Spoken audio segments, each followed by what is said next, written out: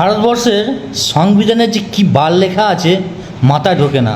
ভারতীয় সংবিধান বাবা সাহেব আম্বেদকর এবং তফসিলি জাতিকে অপমান করার জন্য আমি এই ব্যক্তির কঠোর এবং দৃষ্টান্তমূলক শাস্তির জন্য সরকারের কাছে আবেদন করছি এবং আপনারা যারা এই ভিডিওটি দেখবেন অবশ্যই শেয়ার করার চেষ্টা করবেন।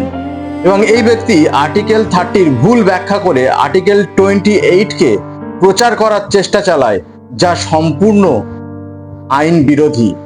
কারণ আর্টিকেল 30-তে বলা হয়েছে যে কোনো সংখ্যালঘু সম্প্রদায় তারা তাদের মতো করে শিক্ষা প্রতিষ্ঠান তৈরি করতে পারে। আর আর্টিকেল 28 যেখানে বলা হচ্ছে যে সম্পূর্ণ রাষ্ট্র দ্বারা পরিচালিত অর্থে সেই সমস্ত শিক্ষা প্রতিষ্ঠানগুলোতে কখনোই ধর্মীয় বিষয়ে পড়াশোনা করা যায় না বা ধর্মীয় শিক্ষা দেওয়া যায় না। শুনুন এই ব্যক্তি কি বললেন। একটা হিন্দু সনাতন বিরোধী সংবিধান তৈরি করে গেছে। আমি মাথায় বুঝতে পারি না, যদি কেউ সনাতন ধর্ম থেকে অন্য ধর্মে চলে যায়, সে সনাতন ধর্মের সঙ্গে সঙ্গে SC ST বা যদি অন্য ধর্মে চলে যায় সেখানে OBC তার মন মতো করে ক্যাটাগরি পেয়ে যায়। কিন্তু সনাতন ধর্ম থেকে একটা OBC থেকে কেউ SCতে আসতে পারে না, জেনারেল থেকে কেউ SCতে আসতে পারে না। কেন এই বালের সিস্টেমটা? কেন সংবিধানের কাছে জানতে চাইছি বালের সংবিধানের সিস্টেমটা কেন?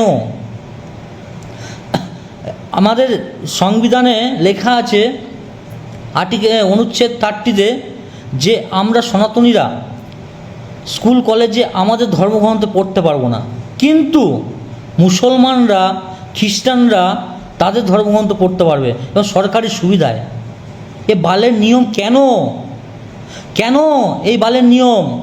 এই সংবিধান আমরা মানি না। এরকম সংবিধান প্রতিটা মানুষকে বোঝা উচিত।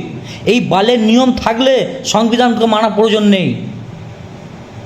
যদি সংবিধান হয় তো সংবিধান আবার সেকুলার শুধু হিন্দুদের জন্য, বাকি ধর্মের জন্য নয়। বাকিদের জন্য শরিয়া কানুন আছে, তাদের খ্রিস্টানদের জন্য বাইবেল আছে, তাদের কানুন চালাবে। আর হিন্দুদের সেকুলার। বালের নিয়ম শেখাচ্ছেন। এখনও সময় আছে, সংবিধান চেঞ্জ করুন।